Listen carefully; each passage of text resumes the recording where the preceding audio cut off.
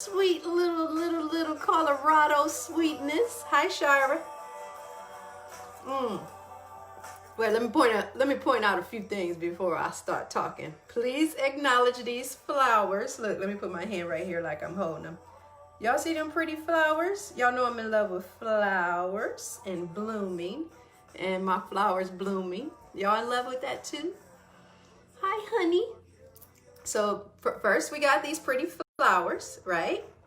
And then, oh, we got this amazing cup that say love yourself, right? And did y'all see that I wrote for today's morning breath? I wrote keep yourself. You see that? You see that, Summer? Keep yourself. You see that, Colorado? I wrote keep yourself, right?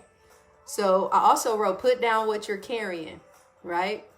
I say that a lot of times because some of the stuff we be carrying ain't our stuff. I used to tell that to my students all the time. Like if they get upset about something somebody said, I'll be like, girl, that ain't your stuff. Put that down. Don't pick up something that ain't yours. So what I want to say today is it's time. And I know I learned that sometimes, Chuck, when I see you, I just be like, I just get excited like, hi, Chuck. Y'all know how much I love Chuck. Chuck is my love. All right. Okay, listen, y'all. Let me stay focused. Okay. So I was talking about putting down what you are carrying, right? It's time.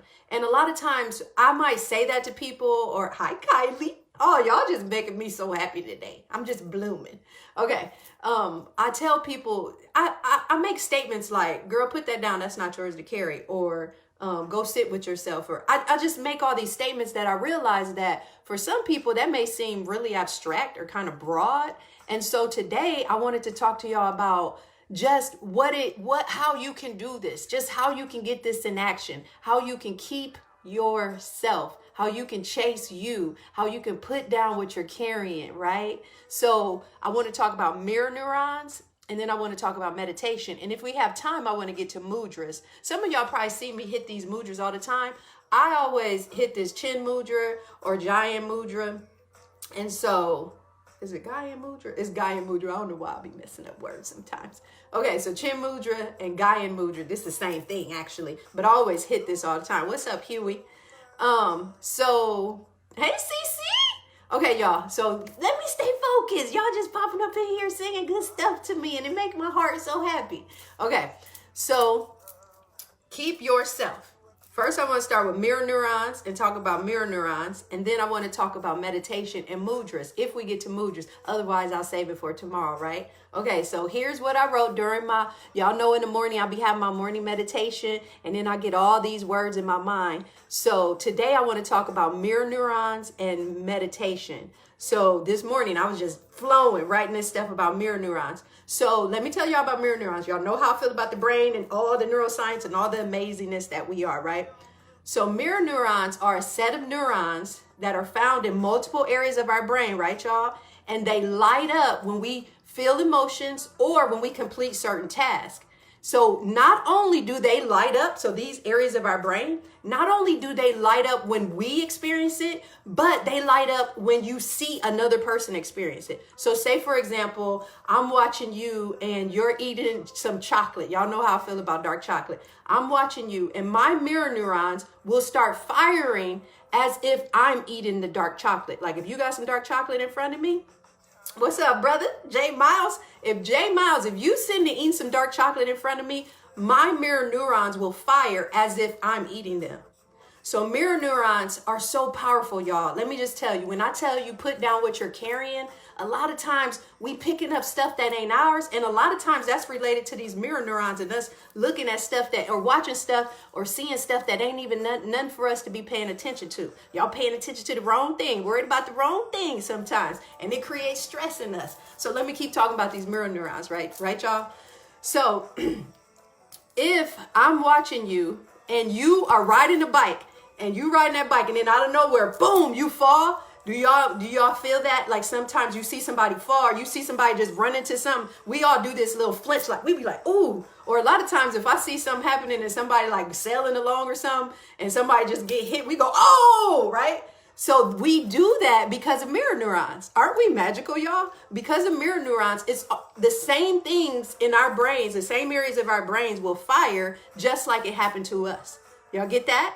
Okay, so let me stay focused and tell y'all how I'm going to ride that meditation through this, right? So you got the mirror neurons. So when somebody gets smacked or somebody's eating some ice cream or something is happening, the same areas of your brain will fire as if that's happening to you. So we learn by watching another, right? So we learn by watching people. Let me turn my sound down.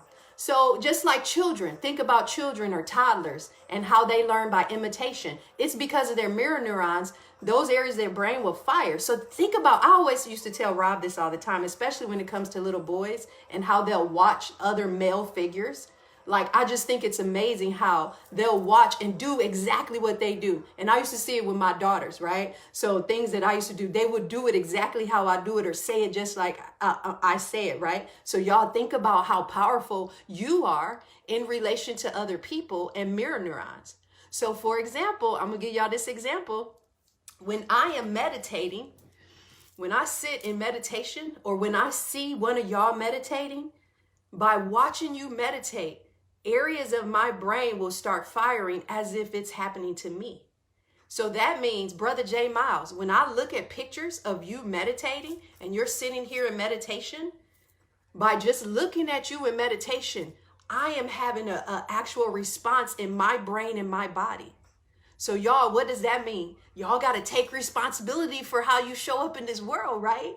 So what does that mean? When you sit in meditation and another is able to observe you, do you know that basically you're offering them peace and their brain is experiencing what you're experiencing? It's a possibility of that. Isn't that amazing to think about, y'all? Okay, let me keep going. So we learn by watching others, the mirror neurons will fire.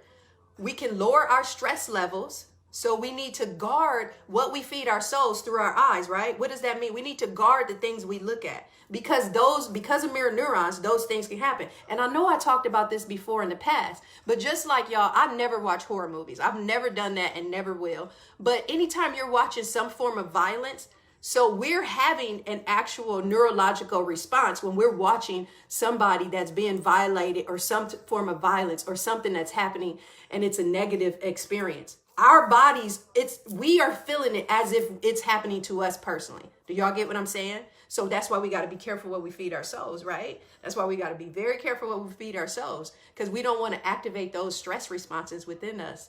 And then, look, I'm going to get to the point finally. The whole way that we can preserve mirror neurons, scientists have said this, neuroscientists have said this. The best way to preserve mirror neurons is through exercise and meditation.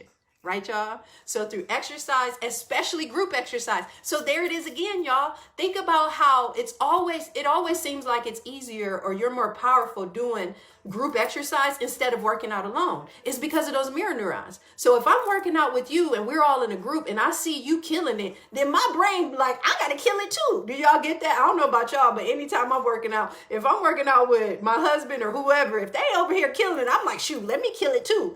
But that's our mirror neurons basically telling us to do that, right? Y'all, that's the best thing to do is to take a partner with you to work out. Because if it's just you and you alone and you ain't nobody watching you, can't nobody see you, you probably gonna cheat a little bit. But that's why I need to work out with people that I know can kill it because I need to my mirror neurons to fire so I can kill it too. Okay, so let me check the time. Okay, so we at 10 minutes. I'm thinking that I'm going to go through the meditations tomorrow because I don't want to make this too long, but the mirror neurons, y'all got me? And how exercise and meditation is what will take you to this place of put down what you're carrying, right, y'all? Some of us are carrying stuff and looking at stuff or exposing ourselves to stuff that ain't even our stuff to carry, y'all. And I need you to learn how to keep yourself, right? You got to keep yourself, keep your stillness. And then you can carry stillness, not carrying other people's shit. I said shit. Not carrying other people's bullshit or any bullshit. You got to carry your stillness. You got to carry your stillness everywhere you go so that when there's chaos around you, right? When there's chaos around you, that chaos can't overshadow that stillness that's within you, right, y'all? Y'all hear me? You hear me? J. Miles? Okay. So look, y'all. I'm going to talk about meditation tomorrow because it's going to be too long to try to get it all done today. Because there's so many different types of meditation. But like I said, when you sit and watch another person meditate, your mirror neurons will create this space for you to be able to benefit from it. So y'all, let's just sit and look at each other meditate today. Let's sit and notice people that are sitting in their stillness. Oh, sorry, y'all. That's Malaya calling me. And she know that I do my morning breath right now. Malaya, stop calling me. Let me tell her don't call me. But anyway, let's take a breath. Let's take a breath in, take a breath out, and then we're just going to sit. And even if you don't have a picture that you can look at right now, we're going to imagine a picture or image of someone that we've seen in meditation. All right, y'all. So I have so many images in my mind. If it helps you, go ahead and close your eyes. Go ahead and close your eyes. J Miles, I do got it on Do Not Disturb, but somehow my kids, it's two groups that get into my calls, even no matter what I'm doing, they still come through. My mama, even if I have I'm teaching yoga, and I will have all the new Do Not Disturb on. I have everything turned off, and my mama's calls will always go through between my mama and my kids. They calls always go through. So that's just the truth. That's just what it is, J Miles. All right, y'all. Okay, back to this. J Miles, you know I'll be getting distracted. All right, y'all. So everybody find a comfortable position, right? And I want you first to close your eyes and just start bringing to your mind these images of individuals that you've seen in a peaceful position with a peaceful look, right? Right? So I want you to start picturing their face. Like, what does it look like when peace is upon someone's face, right?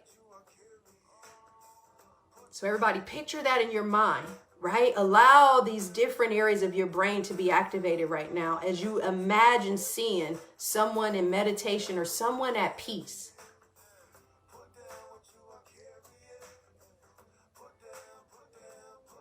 So then I also want you to take this moment to see yourself, right? So everybody bring an image of you into your mind.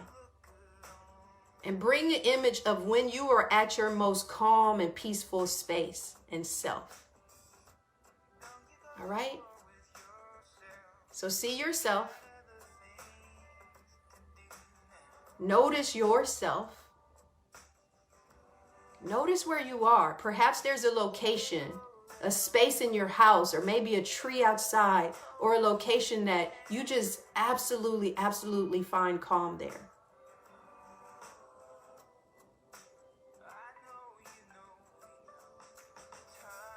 Let's stay here for a few more breaths.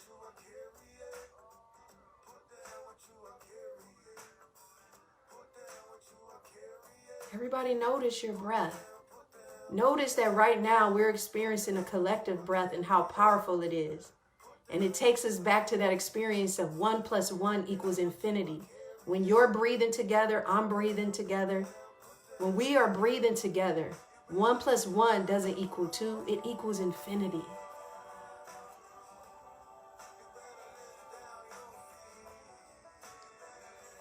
All right, y'all, stay here for one more breath. Yes. Feel how we can breathe so free and easy. And then gently open your eyes. Right, y'all?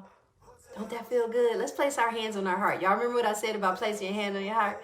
There's this softening that happens, and then this awakening that happens. Right? Right? So y'all feel that? So remember what I said.